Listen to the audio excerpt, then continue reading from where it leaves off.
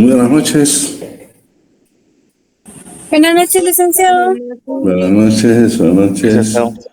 Buenas noches, licenciado. Buenas noches. Buenas noches, gusto saludarlos.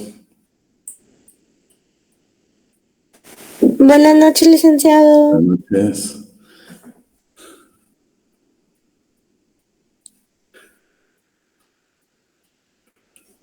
Buenas noches. Buenas noches.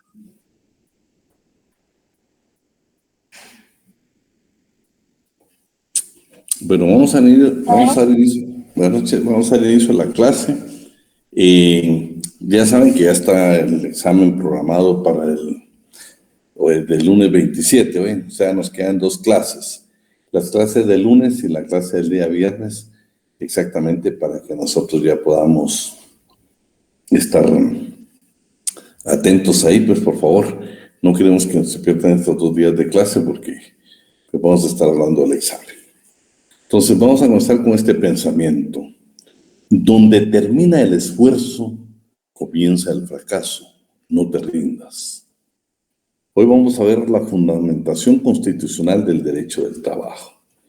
Vamos a ver qué dicen los tratados internacionales y especialmente la Constitución Política de la República de Guatemala. Pero siempre es interesante ver un poquito de antecedentes. Y para eso vamos a ver Guatemala, Alemania y México. México, la primera constitución que regula los derechos como un derecho social. Alemania, que lo ve como una vida económica, y Guatemala, que regula desde 1921 en una constitución centroamericana lo relativo al trabajo. Claro, no era derecho positivo, era derecho positivo, era un derecho vigente, pero no positivo, que no se aplicaba. Y aparte, pues estaba a nivel de todo Centroamérica.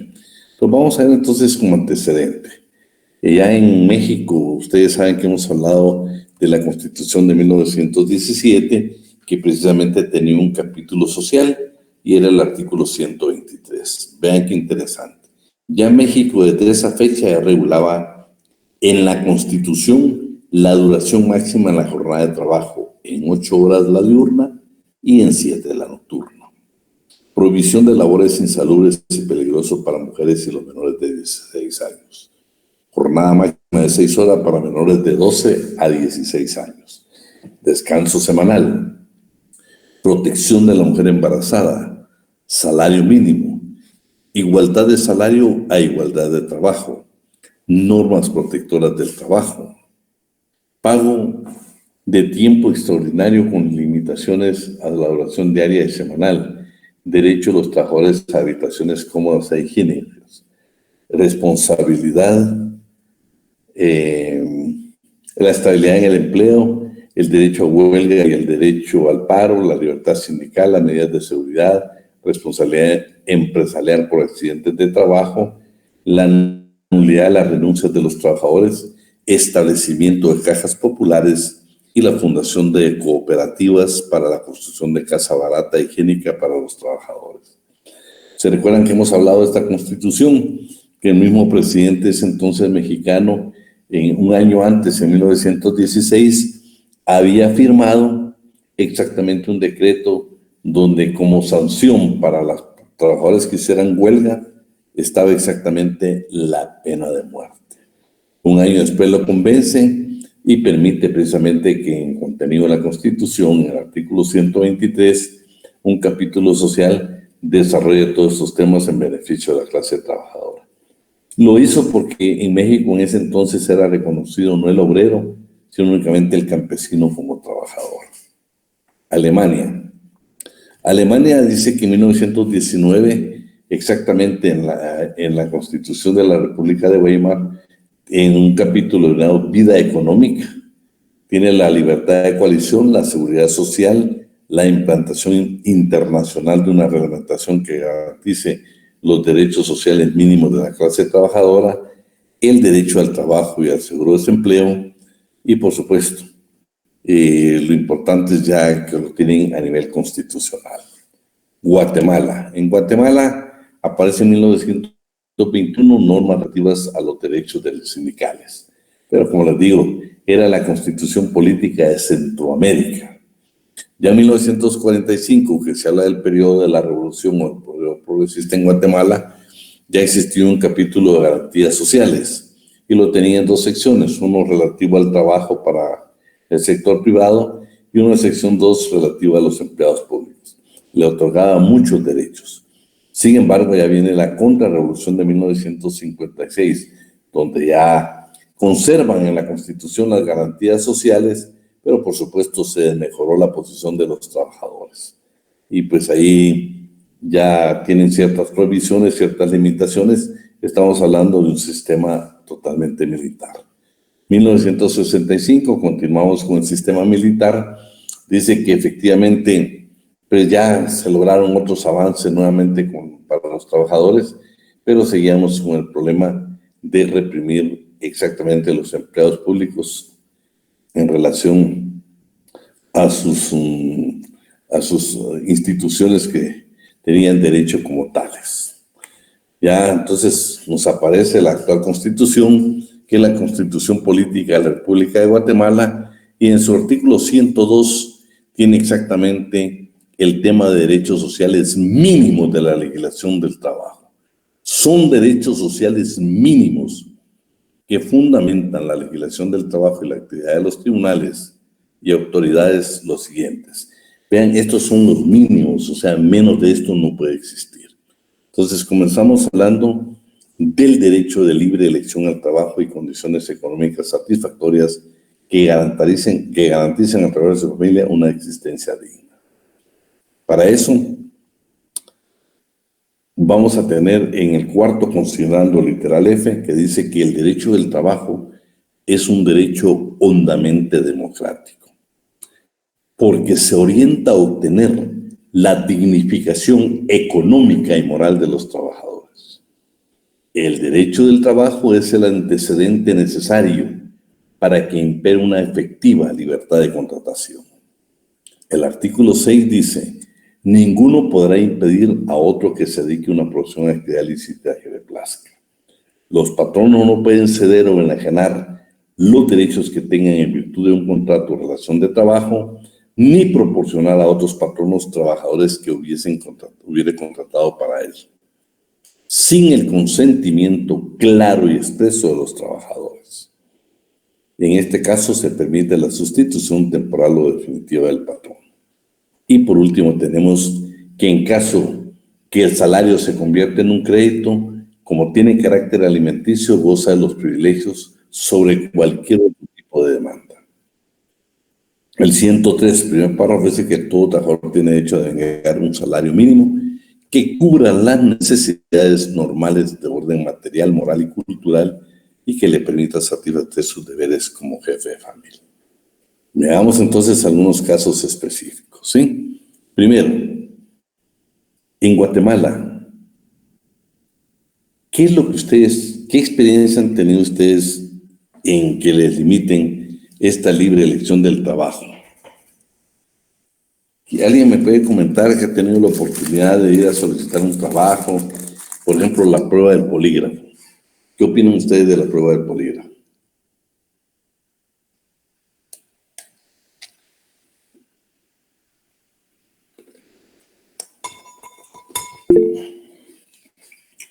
Decime, Esther.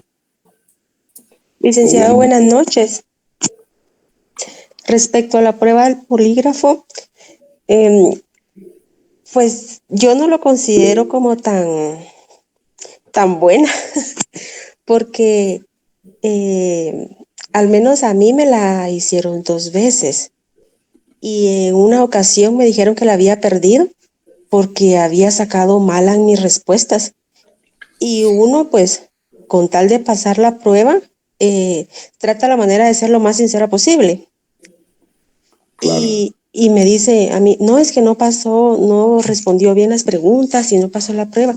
Y uno se queda con esa duda, ¿verdad? ¿Qué fue lo que dije mal, qué hice mal? O según ellos, ¿cuál fue mi actuar mal en la manera que ellos preguntan? Bueno.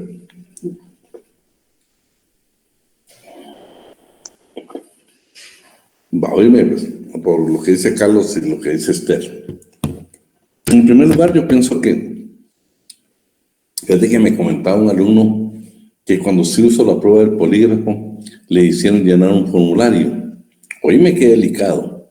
En ese formulario indicaba a ellos precisamente que si permitía o no que fuera pública o fuera comercializable la prueba esa. O sea, lo que tú, Esther, lo que ustedes han vivido, imagínate, los hacen por un formulario que si tú quieres que eso se haga público o que sea para cualquiera que quiera saber qué respuesta dio Esther. Lo delicado, Esther, de que acuérdate que pues aparentemente es una prueba científica, ¿no? Pero que aún en materia penal ha fallado, o sea, no es 100% viable. Y con el trabajo, pues yo pienso que están los perfiles, ¿no? O sea, yo te digo, pues al final de cuentas, los mismos nervios que puedas tener en ese momento, respuestas que tomos sí, sí o no, va a tener una consecuencia. Entonces yo pienso que en Guatemala ya se ha puesto mucho en práctica esta bendita prueba, pero yo siento que es una bendita violación al derecho al trabajo, porque es una limitante que te ponen las empresas. Y oíme, aquí habla derecho a la libre elección del trabajo como una garantía mínima. ¿Otra opinión, por favor? Buenas noches, Lick. No solo la prueba de polígrafo, ¿verdad? También algunas empresas revisan el historial crediticio que tienen las personas y si llegan a tener deudas o han sido demandados por algún pago, muchas veces se le limita el trabajo por esa cuestión. Creo yo que tampoco es tan correcto, ¿verdad? Pues sí, porque fíjate que tus deudas pueden ser de diferente forma, Ingrid. Sí, yo tengo, por ejemplo, en donde trabajo, pues a una persona le llevaron ya la notificación de parte del juzgado.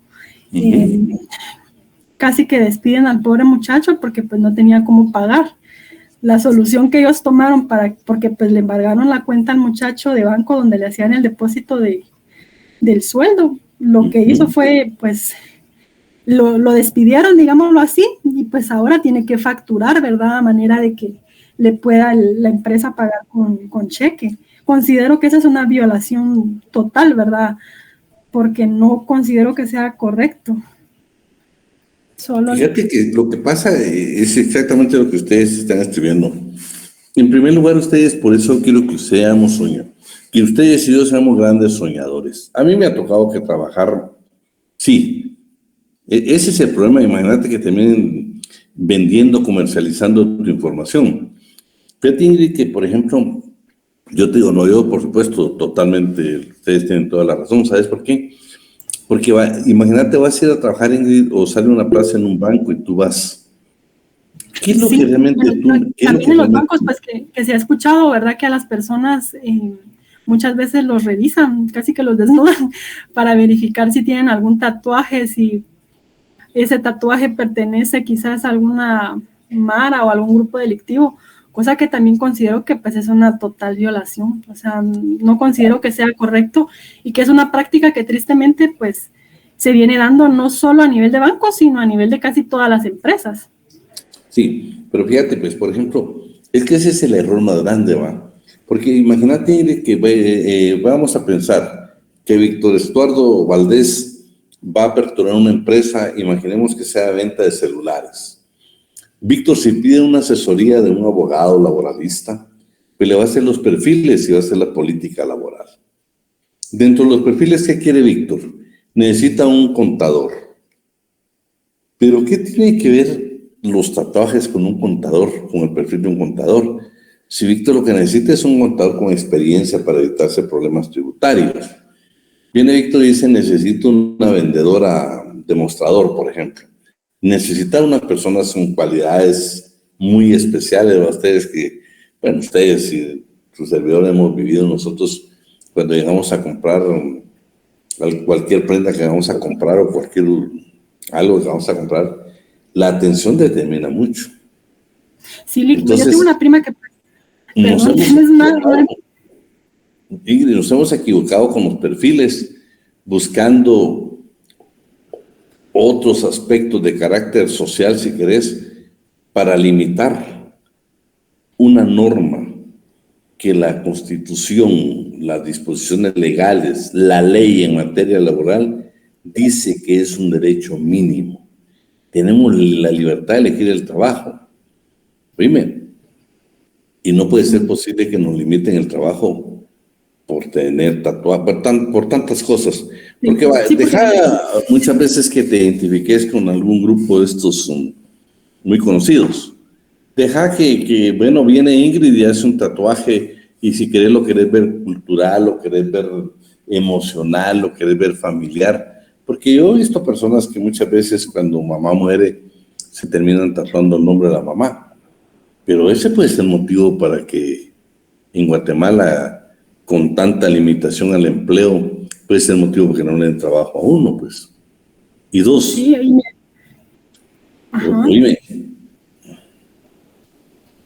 hasta Sí. decime. Sí, y otra cosa, yo tengo una prima que tiene pues una empresa, digámoslo así, usted nos explicaba la vez pasada que no era tan legal, donde contrata gente, ¿verdad? Y pues inclusive perfiles de mujeres que le mandan las empresas, tiene que ver mucho con la edad.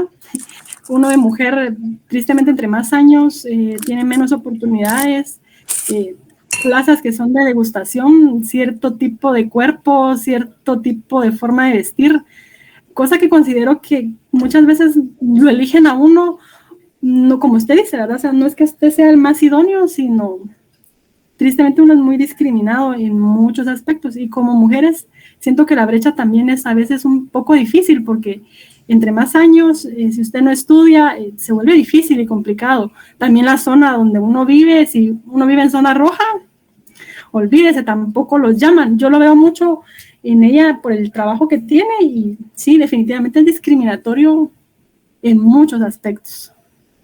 Vean, pues, es que estamos hablando de derechos mínimos, por eso les hice la pregunta. Y si es una pregunta que tenemos mil formas de pensar, pero ¿a qué quiero llegar yo con todo esto? Vean, yo en mis 35 años de ser abogado, les puedo contar con los dedos de una mano en cuántas empresas he trabajado. Y efectivamente a mí me gusta, y pues decirle, mire, quiero ver el reglamento interior de trabajo, los perfiles, por ejemplo, la política laboral, tan importante que es, ¿va? Porque mira, y al final de cuentas, lo que la empresa necesita es la producción. Porque yo entiendo, yo te digo, pues habrán otros aspectos tal vez que ellos quieren cubrir en cuestiones, por ejemplo, ¿qué te dijera yo? De honestidad, de honorabilidad, pero para mí posiblemente un tatuaje no te puede determinar honorabilidad, ni siquiera capacidad, pues, porque yo puedo tener un tatuaje y ser muy capaz, ¿sí? Puedo tener un tatuaje y ser muy honorable. Entonces, se dan aspectos muy subjetivos cuando lo que debemos de buscar son perfiles, ¿va? Son perfiles. Yo te digo, es importante eso. Ustedes, pues, por ejemplo, en el caso, yo te digo, yo muchas veces acompaño a mi esposa a comprar algo, y la atención es determinante. Entonces, imagínate, ¿por qué no buscamos mejor perfiles que nos permitan desarrollar el negocio y no tratar de perjudicar y calificar o descalificar a alguien cuando pues todos tenemos derecho a cambiar, ¿va? Yo personalmente te digo, yo conozco personas que se han tatuado el nombre de mamá porque mamá murió, o de papá, de un hijo. Entonces, en ese momento es una parte tan emotiva de tu vida que no sabes que casi te estás condenando a no tener trabajo en Guatemala. Entonces, yo quiero de que el día que Dios les permita a ustedes, fíjate que lo que hablan ahí de las zonas, yo, por ejemplo, yo no voy a negar nunca, ¿viste? Nunca en mi vida, claro, mi vida ha cambiado, pero yo nunca voy a negar en mi vida que yo mi adolescencia la viví en la zona 18, ahí la viví, y no me voy a avergonzar nunca de eso, nunca. Y me duele que muchas veces se discrimine por vivir allá. No tenés la idea cómo tuve un poco de lucha cuando yo fui decano, que había un profesor que siempre criticaba que cómo era posible que un hombre que creció en la zona 18 había sido decano de la facultad. Pero para mí era un orgullo, ¿eh? Un orgullo de trabajo, un orgullo de salir adelante, pues. Es superación. La Universidad de San Carlos de Guatemala, por favor, es la oportunidad más grande que nos dé el país a nosotros para superarnos. Y yo te digo, hoy precisamente me estaban preguntando en la mañana, me dice, Lick, ¿usted dónde creció? En la zona 18. No puedo creer, le dije yo, ay Dios, hermano, le dije yo, ahí crecí. ¿Y qué voy a hacer yo? ¿Qué gano yo con negar mis raíces? ¿Qué puedo decirte yo que yo nací, crecí en Ipala también, en un municipio? Es mi vida, o sea, no la voy a cambiar. Lo que sí, por eso quiero que ustedes le echen ganas al estudio. Por eso quiero que nada los detenga. Por favor, no quiero que usted ahorita, porque ya tuvo retrasadas y le fue mal en la primera oportunidad, ya casi está vencido y dice, de plano me va a ir mal en la segunda, mejor me preparo para la escuela de vacaciones, voy a pasar el mes de diciembre, voy a pasar el mes de junio en la facultad, mejor tiro la toalla. Momento, señor. La única manera de cambiar nuestra vida es a través de la academia. Yo luché a ustedes. Yo cuando tuve la oportunidad de ser autoridad, yo llegaba a las clases como se lo he dicho a ustedes. Yo no me conformo con verlos graduados a ustedes y se los prometo como un sentimiento muy fuerte en mi vida. ¿ve? Yo nunca en mi vida he tenido egoísmo porque hay tanto abogado. Me emociona que hayan abogados. Me emociona cuando alguien me dice, Lick, yo soy el primer abogado de mi familia. Yo soy el primer profesional de mi familia. Te juro que me dan ganas hasta de llorar. Porque esa es la vida de superación. Que un bendito curso que lo va a tener que repetir, que va a repetir el año. Pues si ustedes quieren, pues fue un momento de difícil que no estábamos en condiciones, no le pusimos interero, era tanto trabajo, no pude venir, tantas cosas se pudieron pasar. Pues regresamos a ese curso. Si tenemos que repetirlo, vamos a repetir. Pero yo quiero verlo dentro de 4 o 5 años usted graduado. No lo quiero ver diciendo, ay Dios, no señor. Usted tiene que ir para adelante, usted no puede tener nada. Yo te digo, a mí mi vida me cambió estudiando, no me cambió de otra manera, superando.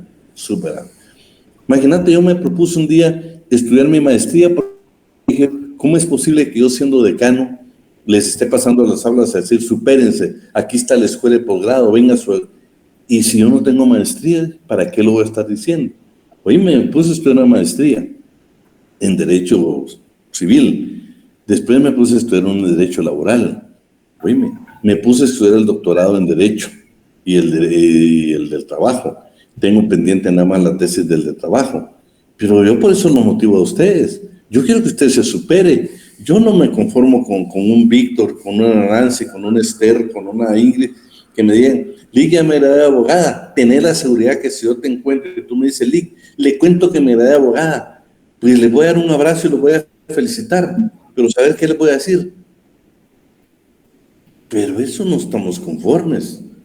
Ahora el mundo del profesional del derecho exige una maestría.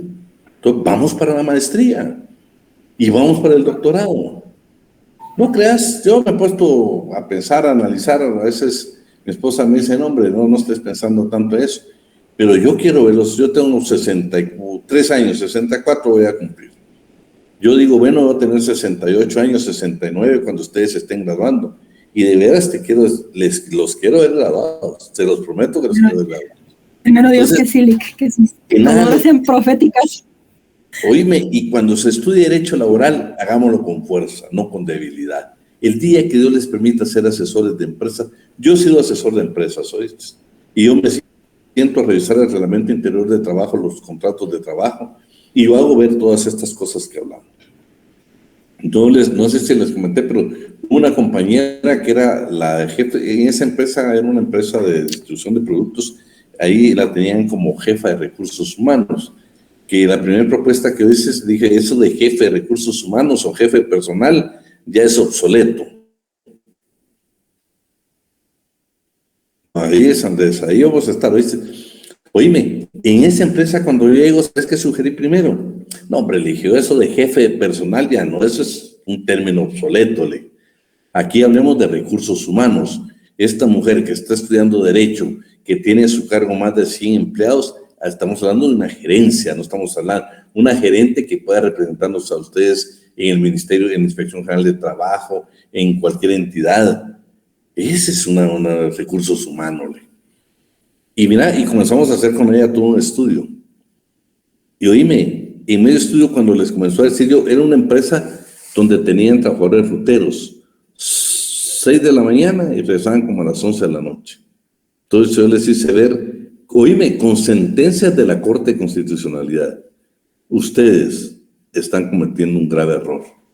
Y el día que los demanden por esto, esto y esto y esto, va a ser una práctica de todos los trabajadores cada vez que se vayan. Y van a tener que pagar un dineral, demasiado dinero, por no hacer las cosas bien. Ese fue el motivo suficiente para que me despidieran. Me dijeron, mire, le agradecemos mucho, me dijo, pero así hemos trabajado durante años y no lo pensamos cambiar. Bueno, no tengan pena, le dije.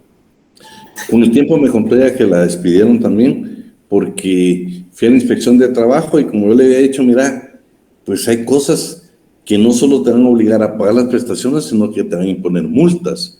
Y la multa no te la van a imponer a vos, sino a la empresa. Y claro, cuando comenzaron a poner multas porque no cumplían con contratos de trabajo, con reglamento interior de trabajo, con esto, con lo otro, y entonces le dijeron, pero esa es culpa suya. Pero ¿cómo va a ser culpa mía? Dijo, si usted y yo mismos hagamos reglamento de trabajo, no, porque nunca hemos tenido. Entonces, lo que yo quiero hacer conciencia en ustedes es que si un día Dios les permite ser asesores laborales de empresas, pues con cariño si quieren, con respeto, pero sí con cariño, que sí, mire, esto lo tenemos que cambiar porque no lo dice la ley. Y estamos hablando desde la selección de personal. Vean, yo todavía soy de los que digo yo, ¿cómo un trabajo nos puede cambiar la vida? ¿Cómo un trabajo nos puede cambiar la vida? Imagínate, como estudiante de Derecho, yo fui estudiante trabajador igual que muchos de ustedes, sé las dificultades que se ven. Pero bueno, esa es la primera parte. Mira la segunda. ¿Qué pasa, por ejemplo, en muchas empresas? Vean lo que sucede en muchas empresas. Lo que sucede en la empresa, por ejemplo, Ingrid, es dueña de una empresa y se la quiere vender a Esther Noemí. Viene y le dice, Esther, te vendo la empresa con todo y trabajadores. No, los trabajadores no son objetos, los trabajadores no son esclavos. Vamos a vender la empresa mercantil, vamos a vender los activos de la empresa, todo lo que quieras de la empresa, pero no los trabajadores. Lo que dice el artículo número 6, dice que Ingrid en el momento de vender la empresa tiene que hablar con los trabajadores, con esos trabajadores, y les tiene que hacer entendió a Esther la empresa. Ellos van a decidir si continúan o no con Esther. Y si usted está de acuerdo, debe asumir el artículo 23 del Código de Trabajo, la sustitución patronal. Todos los derechos que tienen los trabajadores con Ingrid los va a adquirir Esther. Desde el momento que ellos ingresaron a trabajar con Ingrid, esos derechos, Esther, los tenés que asumir. Pero por favor, en la compraventa no van incluidos los trabajadores. Vamos al segundo. Todo trabajador será equitativamente remunerado. Todo trabajo en Guatemala tiene que ser remunerado. Les puse el artículo 88, que es una definición de sueldo-salario, que nuestro código pues tiene los términos como que fueran idénticos. El 121, que habla cosas bien importantes. Vean, en Guatemala solo hay 2 jornadas de trabajo, la ordinaria y la extraordinaria. Toda la jornada extraordinaria tiene que ser pagada, usted tiene que ser remunerada por lo menos con un 50 más que la hora de cualquier salario. Si Nancy Esther gana determinada cantidad de dinero y te quedas trabajando a tiempo extraordinario, te tiene que pagar como mínimo el 50 más de lo que te paga, el mínimo. No te la pueden pagar lo que te pagan por una hora ordinaria. La extraordinaria tiene que costarle más al señor patrono. Lo dice la ley como garantía mínima para el trabajador. Luego, hay 2 circunstancias en que el trabajador debe trabajar y no le van a pagar el tiempo extraordinario. Primero, cuando nosotros ejecutamos un trabajo y lo hacemos mal. Todo el tiempo que queremos para rectificar ese problema, no tiene el patrono por qué pagarnos. Pero también puede ser que durante todo eso, pues nos hicimos los desentendidos de la jornada, ustedes pasamos prendidos con el teléfono, la verdad que no hicimos el trabajo. Ahí la ley, por falta de actividad, también exige que nos quedemos trabajando tiempo extraordinario sin ningún tipo de remuneración. Y el artículo 63, inciso E, que te señala que para prestar auxilios necesarios en caso de siniestro o riesgo, nos debemos de quedar en la empresa, ya sea para auxiliar a la empresa, a las personas o a cualquier compañero de trabajo, y no tenemos derecho a pedir ningún tipo de remuneración. El único caso que la ley permite que se pague menos del salario mínimo es en el trabajo de aprendizaje, artículo 170 del Código de Trabajo. Igualdad de salario o igualdad de trabajo. Les puse, pues hay muchos ejemplos, les dejé este ¿por qué? Vean qué interesante el último párrafo de este. Vean qué interesante. Escuchen, en las demandas que entablen las trabajadoras, está hablando de la mujer trabajadora, relativas a la discriminación salarial por razón de sexo. Importante sería presentar una demanda ordinaria de discriminación salarial por razón de sexo. Así lo dice la ley, no lo dice Adrián Ortiz, ¿eh? Fíjense que la única defensa que tiene el patrón no es que demuestre que el trabajo que hizo la mujer es de inferior calidad y de valor al que hizo un hombre. De lo contrario, es obligado. Aquí hay una resolución de la Corte de Constitucionalidad. ¿Ven? Asesoras jurídicos del Instituto Guatemalteco de Seguridad Social de aquí de la capital demandaron, exigieron exactamente este derecho de igualdad. Dijeron, señores, no es posible que los asesores jurídicos, escuchen, del Instituto Guatemalteco de Seguridad en los departamentos ganen más que el asesor jurídico en la capital. Y al final determinó el proceso y ordenaron, y hay resolución de la Corte Constitucional. En el material yo se los envío, y la Corte resolvió que debían de ajustar el salario a lo que devengaban los asesores jurídicos de todos los departamentos. Vamos a darte un poquito, déjame un poquito aquí, Frank. Obligación de pagar en moneda de curso legal. ¿Qué es lo que dice aquí? Bueno, vamos a ver primero, ¿qué es moneda de curso legal para ustedes? Pregunta de examen. ¿Puedo yo en Guatemala pagar en dólares, sí o no? El salario. No. No, licenciado. ¿Tenemos en la clase algún auditor, algún contador? Sería de formarle un economista. No, no vinieron hoy. Bueno. Vean, pues, moneda. Yo diría que sí. Dime. No soy contadora, pero que diría que sí. Va, miren, pues. Aquí estamos, ya Nelson está tocando ahí por ahí. A mí no me molestaría, Lick. ¿Ah? A mí no me molestaría que me pagaran en dólares, Lick. Pero fíjate vos que por el apellido vos deberías de apoyarme aquí porque sabes que hay una empresa de auditores con tu apellido, ¿va? Bueno, aquí quiero llegar yo. Moneda de curso legal no necesariamente tiene que ser quetzales hoy. Moneda de curso legal es una moneda que la acepta el sistema mercantil, el sistema bancario. El dólar, por ejemplo, es aceptado en Guatemala. Por favor, sí se puede pagar en dólares. El dólar está constituido como moneda de curso legal. Lo que pasa que dice, no dice moneda nacional, dice moneda de curso legal. ¿Sí? Los euros, por ejemplo, ustedes saben que circulan en Guatemala. Pero ¿qué pasaría, por ejemplo, en Turquía? Creo que se llama libra turca, creo que se llama la moneda. Imagínate, Manuel, que fueras trabajador de Adrián Ortiz y te dijera, Manuel, aquí está tu salario, te lo voy a pagar en libra turca. Manuel, ¿cómo va a ser moneda de curso legal? ¿Quién te va a cambiar la libra turca? Porque me pagan en moneda Bitcoin. de curso legal. No es moneda de curso legal. Para efectos de examen, si yo le pregunto, ¿sí? Si se puede pagar en dólares en Guatemala el salario, sí se puede pagar, ¿sí? No, dime Nelson, de veras, decime, pensé en otra moneda, pues, pensé en otra moneda. En el Bitcoin. ¿Qué moneda podría ser? Pensamos otra moneda, ¿sí? Peso colombiano, listo. Pensamos una moneda, por ejemplo, te digo, de Tailandia, no sé qué moneda es, va. Los euros sí se pueden traer. ¿Perdón, Esther? No, es que la compañerita dijo que los euros, Nick, pero yo creo que con euros sí se podría, ¿no? Sí, se podría, pero el euro realmente es de curso. Si vos miras los euros, pues llegas a un banco, te cambian o compras euros. Es moneda de curso legal. Y hay que aquellos que, sí, ¿sabes qué es lo que pasa? Que en Guatemala realmente el patrono no quiere pagarte. Sí, imagínate con moneda japonesa, por ejemplo. ¿Quién te la va a cambiar? Ah, esa sí, la moneda esa sí está es el baht en Tailandia. Imagínate, José, que estén pagándote en moneda de Tailandia. ¿Cuándo vas a ir a Tailandia a cambiar el dinero? O sea, hay moneda que no es de curso legal.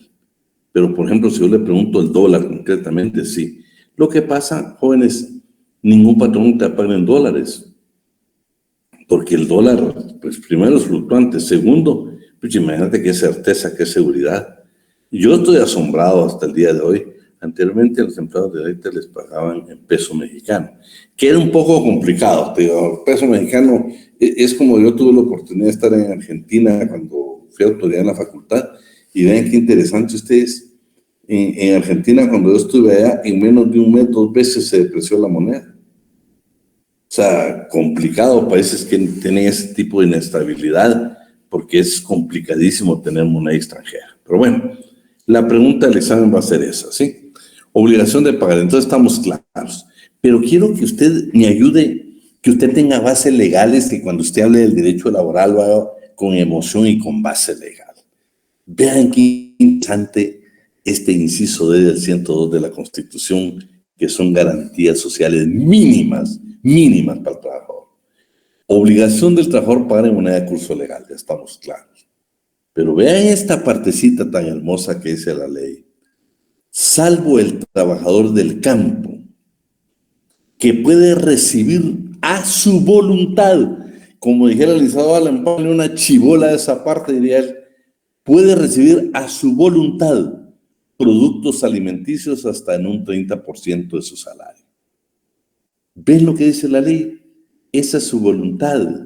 Oíme, si Jocelyn es dueña de la finca y nosotros somos sus trabajadores, Jocelyn, tú no nos puedes pagar porque si querés decir, yo sencillamente le voy a pagar a ustedes aquí, le paga frijol, maíz, arroz, todos los productos, verdura y aquí está hasta su leche. Jocelyn, no es así que dice la ley. La ley dice que todos nosotros, vamos a decidir si aceptamos que nos pagues con alimentos. Pero vean que esto todavía falta, por eso la gente se confunde, como que fuera una explotación. Cuando usted lee el código, vean lo que dice. Puede recibir a su voluntad, no es a la voluntad del patrono, es a voluntad del trabajador, productos alimenticios a un 30%. Pero vean qué interesante esta parte aquí. ¿Quién me la lee? Lo que está ahí arriba, el primer párrafo. Vean qué interesante la parte final. ¿Quién nos la lee?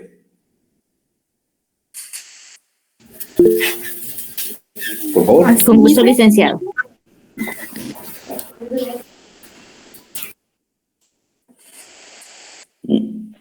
Ninguno de los dos le digo. Buenas noches. Lee, compañerita. Asimismo, las ventajas económicas de cualquier naturaleza que sean, que se otorguen a los trabajadores en general por la prestación de sus servicios, salvo pacto en contrario, entenderse que constituyen el 30% del importe total del salario devengado. Seguí. Andrea Jimena. Es que ya no se ve, licenciado, pero bueno. Convenio número 95 de la organización. No, ¿dónde está? No, aquí está, no obstante. ¿Por qué no miras? ¿Estás en celular? Sí, estoy en celular, licenciado. Era del licenciado. Pamela, No obstante las disposiciones anteriores, los trabajadores campesinos que laboren en explotaciones agrícolas o ganaderas pueden recibir el pago de su salario hasta en un 30% del importe total de este como máximo, en alimentos y demás artículos análogos destinados a su consumo personal inmediato o al de sus familiares que vivan y dependan económicamente de él, siempre que el patrono... Léete su voz fuerte. Oíme, donde dice siempre. Siempre que el patrono haga el suministro a precio de costo o menos. Asimismo, Hasta ahí. va. Brenda, dice siempre que el patrón haga el suministro a precio de costo. Oíme, si nos va a dar, si nosotros somos trabajadores campesinos, nosotros vamos, si es nuestra voluntad lo vamos a aceptar, pero ¿con qué condición dice la ley? Oíme, que nos lo van a tener que dar, oíme, a precio de costo. Eso significa que ese producto que nos van a dar, frijol, lo que tú quieras, va a estar más barato que en una tienda, que en una barrotería, que en un supermercado. Si la finca los produce, nos lo tiene que dar a costo. Y si no los produce, tiene que ver dónde lo consigue a costo. O si no, lo único que admite la ley es menos del costo. Vamos a aceptar nosotros que nos pague ese 30%. Dime, primero que nuestra voluntad. 2, tiene que ser a costo. Es lo más barato que vamos a encontrar en el mercado. Entonces, tomémoslo por el lado amable. No lo veamos como un antecedente histórico del sistema feudal. Tomémosle la parte positiva. Imagínate que nos estén vendiendo la canasta básica. Frijol, maíz, arroz, azúcar, sal, fruta, verdura, leche, que te lo vendan más barato que en cualquier lugar en Guatemala, porque te lo están dando a costo, o menos del costo, pues sería una bendición, ¿verdad?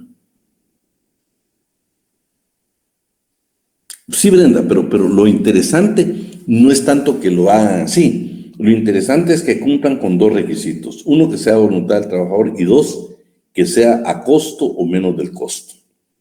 Esa es la clave, para que podamos tener bien clarito ese artículo. Bueno, esta es otra pregunta que yo la pregunto en el examen. Se las voy haciendo una vez para que usted vaya tomando nota. La base para pagar con cheque. Si yo le pongo el código, se va a quebrar la cabeza y no la va a encontrar. Si yo le pongo la Constitución, se va a quebrar y no la va a encontrar. La base legal, realmente, hay otras leyes, pero yo le voy a dejar esta. Convenio 195 de la Organización Internacional del Trabajo sobre la protección del salario. Este convenio ya está ratificado por Guatemala y dice lo siguiente: los salarios deben de pagarse en efectivo, se pagan exclusivamente en moneda de curso legal. Lo dice la Organización Internacional del Trabajo. La autoridad competente, en este caso el Ministerio de Trabajo y Previsión Social, podrá permitir o prescribir el pago del salario por cheque contra un banco. Ahí está clarito, se puede pagar en cheque. Inembargabilidad de los salarios. Esta es otra discusión que yo no sé por qué ustedes, pues si la ley es clara, es precisa, yo quiero que usted ahora tenga fundamento legal. No solo yo le digo, usted no discuta de su opinión con base legal. Usted puede decir ahora con libertad, señores, el salario mínimo es inembargable. Alguien le puede contar y dice, inembargable. Eso, ¿y dónde lo leíste? ¿Quién te lo dijo? Tenías que hacer en San Carlos para creer en esas cosas. Lo dice la ley, no lo decimos nosotros. Artículo 96, párrafo primero, inciso A. Se declaran inembargables los salarios mínimos. Oigan, está claro, no hay discusión. Claro, salvo por alimentos, ¿va?, que se pueden embargar hasta un 50%, ¿sí? Y otra situación que habla de esta garantía, tampoco le pueden embargar a usted sus instrumentos, sus herramientas y sus piles de trabajo. Por ejemplo, si Abidán Ortiz es motorista, por ejemplo, si yo soy mensajero y la moto es propia, a mí me pagan de prestación, gasolina y todo lo demás. Supóngase que yo cumpla el requisito del preaviso que tengo que dar cuando me retiro de la empresa. Lean el artículo 83, soy hermoso el 83. Usted sabe que como trabajador, usted tiene la obligación de renunciar. Por ejemplo, si Erika Janet Pablo le salió otro trabajo. Sí, Nelson, pero fíjate en eso que yo te digo, ahora ya tenés pero si es arriba del salario mínimo, sabes que te pueden embargar hasta un 35%. Sí, solo quiero regresar a esto antes de que se me haga la idea. Lo que les quiero decir con esto es de que, a ver si ya me acordé. Resulta que yo no cumplo con el preaviso, por ejemplo, Víctor, si Víctor quiere, por ejemplo, Víctor le salió una plaza a Víctor, emocionado el viernes, decís vos, bueno, ya me notificaron y el lunes comienzo otro trabajo. Qué bendición, dice Víctor, bueno, lástima que estoy en derecho laboral, que si no fuera a celebrar. Víctor, dependiendo del tiempo que tenés en la empresa, así tenés que presentar tu renuncia. No la puedes presentar hoy. Váyanse al artículo 83. Dependiendo del tiempo que Víctor tenga en el trabajo, así tiene, con esa antelación, con esa anticipación que señala el código del 83, vas a presentar tu renuncia. Si no, el patrono te puede demandar por daños y perjuicios. ¿A qué quiero llegar yo? Si yo soy el patrono de Víctor, lo voy a mandar por daños y perjuicios, porque prácticamente el lunes, no, la ley, él tenía más de 5 años, tenía un mes antes, tenía que haber renunciado, y por eso lo voy a mandar por daños y perjuicios, porque lo que Víctor hacía aquí, que le damos la inducción y preparamos al siguiente trabajador, pues vamos a tener muchos problemas, mayormente si el trabajo de Víctor es un técnico. Entonces, Víctor, yo te demando, lo que la ley no me permite, Víctor, es que yo te pueda demandar a vos, por ejemplo, y que te pueda embargar algún instrumento, alguna herramienta, útiles, que son parte de tu trabajo, Imagínate yo mensajero y me quitas la moto y la moto es mía, no lo permite la ley, es parte de mis útiles para poder trabajar. Vamos con fijación del salario mínimo. Voy a avanzar y después contestamos todas las preguntas. Fijación periódica del salario mínimo. Ustedes saben que en Guatemala ahora hay 6 salarios mínimos. Lo hicieron por la parte municipal y los establecieron por circunscripción municipal o económica. La numeraron la 1C, E1, así, y el 2. Pero ¿qué es lo interesante? Bueno, primero vamos a saber nosotros que según el Código de Trabajo, en el artículo 103, primero y segundo párrafo, establece: todo trabajador tiene derecho a devengar un salario mínimo que cubra sus necesidades normales de orden material, moral y cultural y le permitan satisfacer sus deberes como jefe de familia. Dicho salario se debe fijar periódicamente, conforme se determina en este capítulo y atendiendo a las modalidades de cada trabajo, a las particulares condiciones de cada región y a las posibilidades patronales en cada actividad intelectual, industrial, comercial, ganadera o agrícola. Esta fue la base que tomó el Ejecutivo para crear 6 salarios mínimos, los famosos salarios diferenciados que le llaman. Artículo 105. Ahí, pues, qué importante es que hay un organismo técnico como la Comisión Nacional del Salario que interviene precisamente en lo del salario mínimo. Y también está la Comisión Paritaria de Salarios Mínimos, que también es una entidad que participa. Ahí hay representantes de patronos y trabajadores. De hecho, anualmente, creo, con esta Comisión Paritaria la han ido variando en cuanto al número de quienes la integran. Bueno, en Guatemala entonces tenemos el acuerdo gubernativo número 253-2022. ¿Qué es lo que dice? ¿Quién tiene pantalla de computadora para que me lea esto? Bueno, Andrea nos dijo que tiene celular. ¿Venís manejando, Andrea, no? ¿Le puedo ayudar yo? Démosle, Javier. ¿Cuál es el artículo 105? No, léeme esto que tengo en pantalla. Okay. Este es desde el acuerdo. Desde el acuerdo, ok. Acuerdo gubernativo número 253-2022. Salarios mínimos para las actividades económicas por circunscripción de la República de Guatemala. Artículo 2. Salario mínimo para las actividades agrícolas de Metapay. Fija el salario mínimo para... No sé por qué salió esto aquí. Dele clic nada más ¿Eres tú, joven? a cualquier parte y se quita ahí del documento. ¿Cómo para...?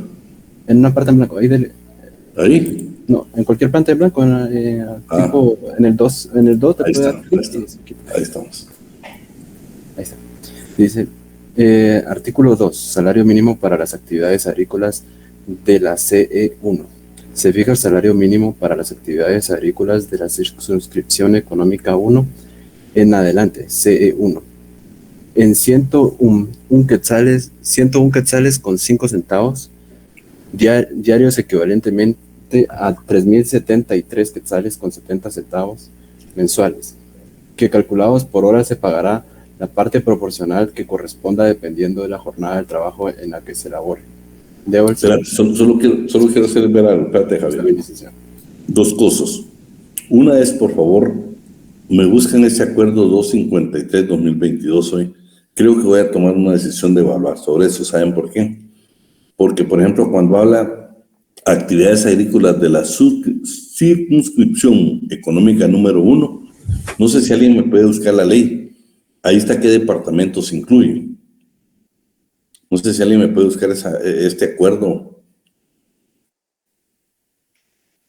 Vamos a ver aquí. ¿Quién me hace el favor? ¿Quién? Yo se lo busco ahorita, licenciado. Pamela. Bueno, está también Amarilis. Sea el favor, Amarilis, las dos. Búsqueme. Quiero ver cuáles son, qué departamentos incluye cada una de estas hoy. La CE1 y todo. Bueno, entonces ya nos hicieron ya favor de darle lectura al primero, que son 3.073.30. Acuérdense que aquí no están los 250 de bonificación. Sigamos con el número, artículo 3. Artículo 3. Salario mínimo para las actividades no agrícolas CE1. Se fija el salario mínimo para las actividades no agrícolas CE1 en 104 quetzales con 10 centavos, diarios equivalentes a 3.176 quetzales con 38 centavos mensuales, que calculados por hora se paga la parte proporcional que corresponda dependiendo de la jornada de trabajo en la que se elabora. Bueno, fíjense pues, de una vez les dejamos aquí una pregunta de examen. Dice calculados por hora. Si yo le pregunto a usted cómo se calcula el salario mínimo en Guatemala, que no se le olvide que de acuerdo con el acuerdo 253 es por hora, Oye, aquí lo habla claro, mire, después de lo que está de rojo dice que calculados por hora se pagará la parte proporcional dependiendo la jornada de trabajo de que se elabore. Igual dice el anterior, que calculados por hora se pagará, hay que calcularlos por hora. Continuamos. Ya salimos del 3, ¿no? Sí, licenciado. Vamos con el 4. Artículo 4. Salario mínimo para la actividad exportadora y de maquila de la CE1.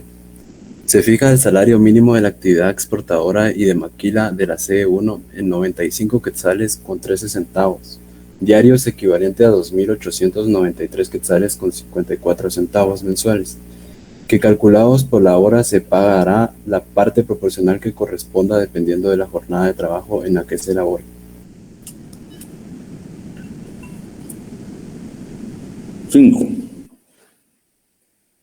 Artículo 5. Salario mínimo para las actividades agrícolas de la CE2. Se fija el salario mínimo para las actividades agrícolas de la circunscripción económica 2 en adelante, CE2, en 98 quetzales con 22 centavos diarios, equivalente a 2.987 quetzales con 53 centavos mensuales, que calculados por horas se pagaría la parte proporcional que corresponda dependiendo de la jornada de trabajo en la que se elabora. Sí. Artículo 6. Salario mínimo para las actividades no agrícolas de la CE2. Se fija el salario mínimo para las actividades no agrícolas CE2 en 101 quetzales con 18 centavos diarios, equivalentes a 3.077 quetzales con 56 centavos mensuales, que calculados por hora se pagará la parte proporcional que corresponda dependiendo de la jornada de trabajo en la que se elabore. Veamos. Artículo 7. Salario mínimo para la actividad exportadora y de maquila de la sede 2. Se fija el salario mínimo para la actividad exportadora y de maquila de la sede 2 en 92 quetzales con 57 centavos diarios, equivalente a 2.812 quetzales con 73 centavos mensuales, que calculados por hora se pagará la parte proporcional que corresponda dependiendo de la jornada de trabajo en la que se elabore. Bueno, por favor, ya aquí ya les incluía el cuadro de este decreto del 353-2022, donde efectivamente se habla ya incluyendo la bonificación incentivo los 250. Y si se dan cuenta, todo el salario mínimo está arriba de 3,000 quetzales, ¿sí? No van a estar pensando que, no crean que le voy a preguntar cuál es el salario mínimo, eso no se lo voy a preguntar, que no se esté memorizando. Vamos a ver con el siguiente tema, las jornadas de trabajo. Quiero que leas solo lo que está de amarillo, por favor. Está bien.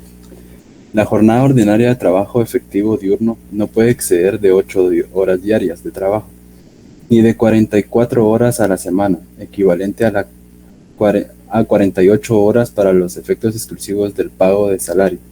La jornada ordinaria de trabajo efectivo nocturno no puede exceder de 6 horas diarias, ni de 36 a la semana.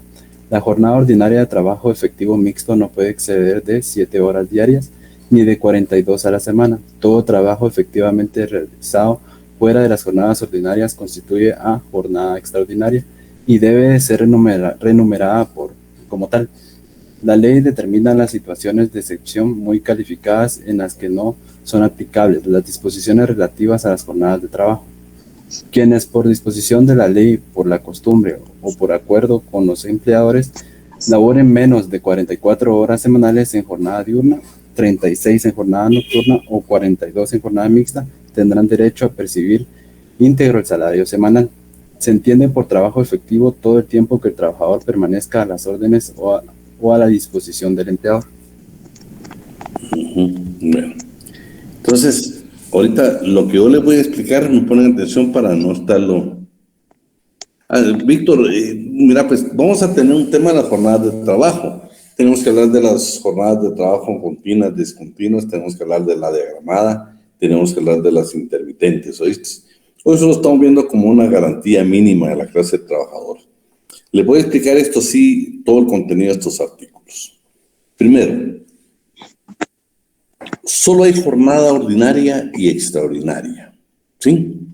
En ambas la ley dice que no puede exceder de 12 horas diarias, en la ordinaria y extraordinaria. La jornada ordinaria se divide en diurna, nocturna y mixta. La jornada diurna es de 6 de la mañana a 18 horas. La jornada nocturna es de las 18 horas a las 6 de la mañana del siguiente día. Y la jornada mixta cubre periodos de la jornada diurna y la nocturna, por eso es que es mixta. Estamos bien claros con eso.